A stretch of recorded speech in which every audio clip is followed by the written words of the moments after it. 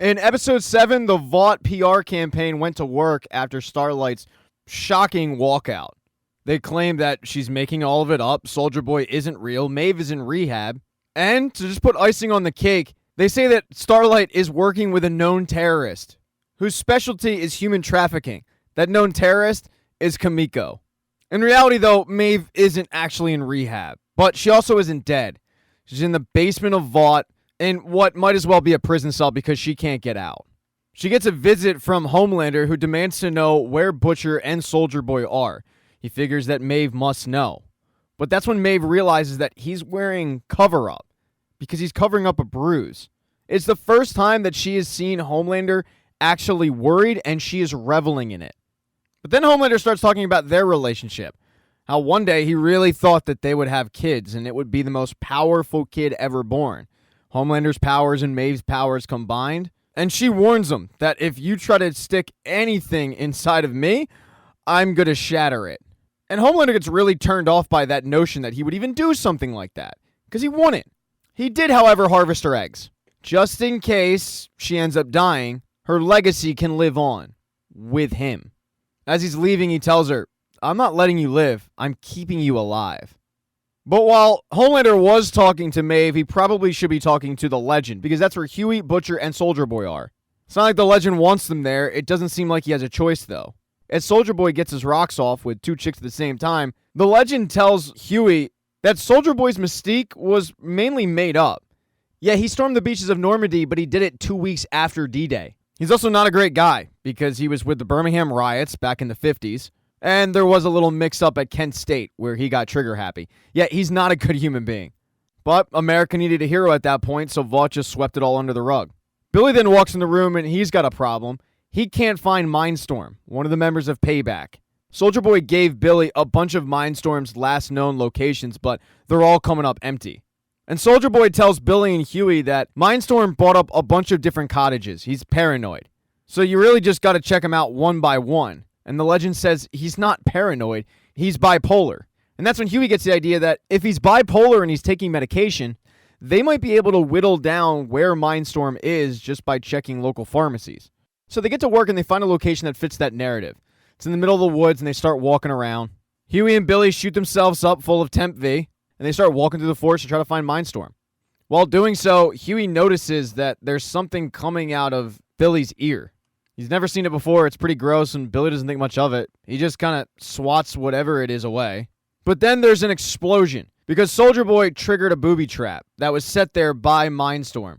And as Billy is a little bit disoriented, Mindstorm shows up and looks him in the eye, and that's his superpower. He's able to control your mind and put you in a prison where you just die off. That's what he does with Billy, putting him in a prison where he has to relive his horrible childhood with his brother we loved, but his super abusive father. As quickly as Mindstorm showed up, he's gone. Huey tries to get Butcher to wake up, but Soldier Boy says, you're wasting your time, he's gone. He's trapped in an endless nightmare. He's going to end up dying of terminal dehydration. Huey asks Soldier Boy if there's a way to wake him up, and Soldier Boy says, yeah. I mean, Mindstorm. He put him into this, he can snap him out of it. But all Soldier Boy's thinking about is killing Mindstorm, not having him wake up Butcher. He's not attached to Butcher. He just looks at Butcher as a guy who sacrificed himself for the betterment of the cause, which is killing Payback and getting to Homelander. But Huey looks at Butcher as a guy who saved him, so he's super loyal to him. And even though Soldier Boy isn't interested in helping him, Huey's not giving up hope. But in the meantime, he has to go with Soldier Boy, continuing through the woods to catch up to Mindstorm before he's gone. They end up locating where Mindstorm is camped out at. But before Soldier Boy can kill him, Huey uses his powers to teleport Mindstorm back to Billy. He tells Mindstorm, look man, I just need you to help out my friend. If you do that, I'll teleport you anywhere. I'll get you away from Soldier Boy. So Mindstorm does it. And when Billy comes to, he is very apologetic to Huey. He regrets a lot of the things he did in his youth with his brother that he feels like cost his brother his life. So when he wakes up, he immediately starts apologizing to Huey, but Huey can't figure out what he's apologizing for.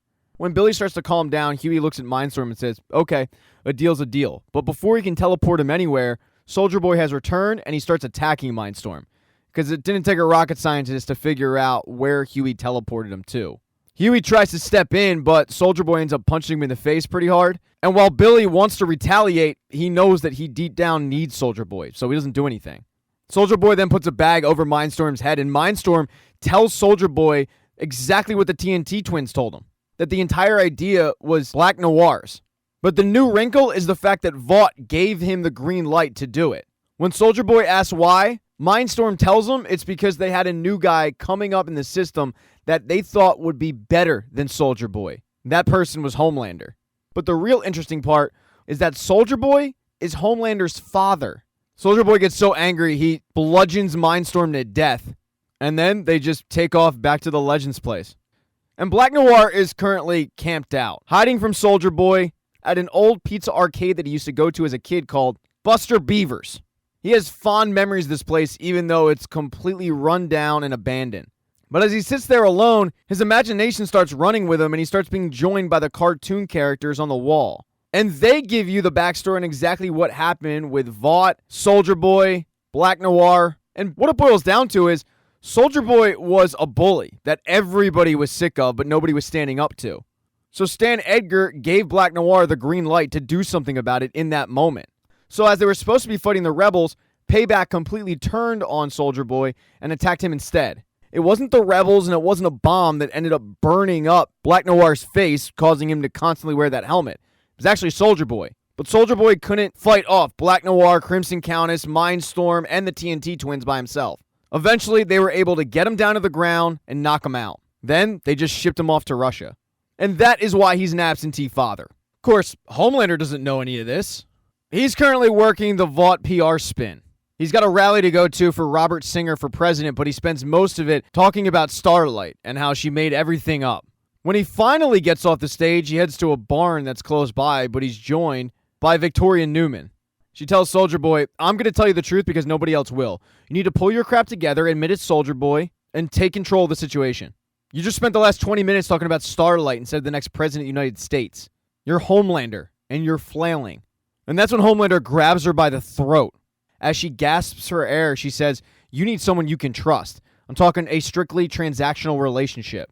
You help me out with one small favor, and I help you. She then pulls out a piece of paper with an address, and we can only assume that it's the address of where Ryan is located. He then releases her from his grip, and she takes off. But it's become clear to anybody that was at the rally and Vought that Starlight is living rent-free in Homelander's head. And Starlight is camped out with Mother's Milk, Frenchie, and Kimiko, who is back on the mend. Frenchie and Mother's Milk sit down and they start looking over some surveillance footage, and they can't figure out why the item that Mother's Milk chucked at Soldier Boy didn't knock him out. Because in the video they're watching, it seemed to. So they start combing over a bunch of chemistry notes. As they're doing that, Annie is in the other room with Kimiko patching up her wounds. But Kimiko has a favor to ask. She needs Annie to go back to Vought and get Compound V, the permanent stuff. Annie really doesn't want to do it, but Kimiko makes an impassioned plea, and at the end of it, Annie agrees to go.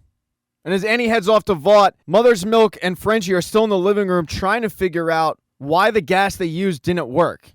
As they're doing that, that rally that Homelander was at is on the TV, and they're talking about Robert Singer's likely VP, a guy named Lamar Bishop.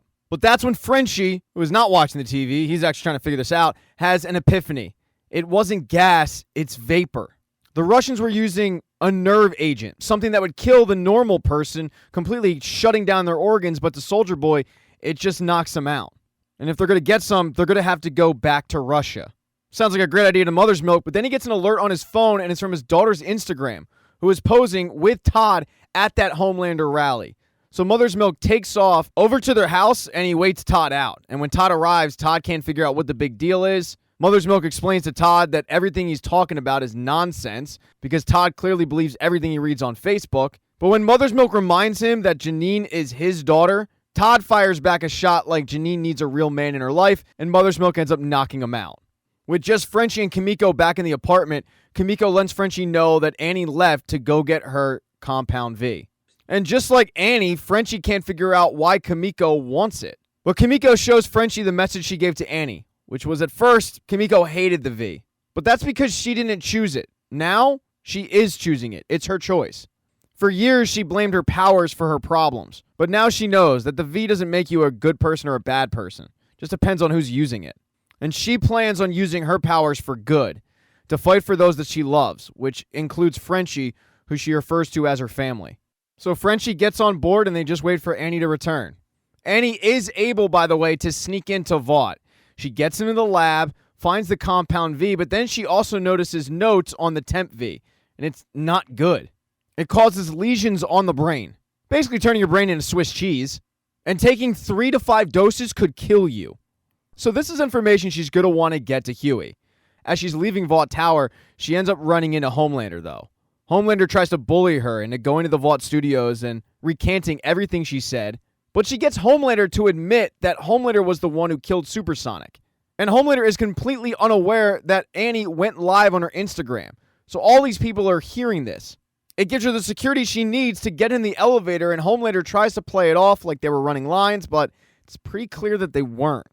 As soon as she gets outside, she calls up Billy, asking where Huey is because he's not answering his cell phone, and she fills Billy in on the dangers of Temp V. That's probably what was going on with Billy's ear.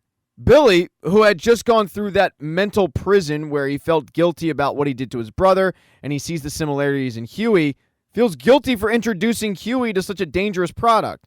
But when it comes time to actually tell Huey about it, he starts to. He says, yeah, I got to talk to you about the Temp V. He pivots and says, we got to swing by the office and get some more. And then, we're all going to finish this job. And the big piece in that job is Soldier Boy, who is in the room, and he makes a phone call to his son, Homelander. He explains to him that years ago he gave a sperm sample. That sperm sample became Homelander. And the craziest part is, if they just would have kept him around, he would have given Homelander the spotlight. But you get the sense that now he's not really willing to do that. Back with the woman that is trying to kill Homelander's brand, Annie returns to the apartment, and Annie is still trying to get a hold of Huey. Kimiko asks her, what are you going to do? And Annie tells her, I'm going to save Huey. She then hands over the compound V to Kimiko, and Frenchie shoots her up with it, so her powers are back. And then finally, the Vought PR machine and Ashley weren't just working with the Starlight situation, they were also working with the A-Train. They know what the A-Train did, but the story they're going with is that it was all Soldier Boy. The A-Train actually tried to save Blue Hawk. And the A-Train finds this out in a hospital bed. He wakes up having just undergone heart surgery. And the heart he has is now Blue Hawk's. And then over with the Deep, he tries to have a threesome with Cassandra, which is cool. I mean, I find her attractive. But an octopus named Ambrosia. And yeah, Cassandra's not cool with that. So that relationship might be on the rocks. Thank you so much for checking out this recap. Please consider subscribing to the channel and subscribing to my Patreon. Hit thumbs up if you liked it. Smash that thumbs down button if you thought it sucked. If you left a comment, I don't get back to you. I usually don't check the comments unless they're like a super comment. Also, if you don't see the next video up on the end screen, not to worry, it'll be up in a day or two.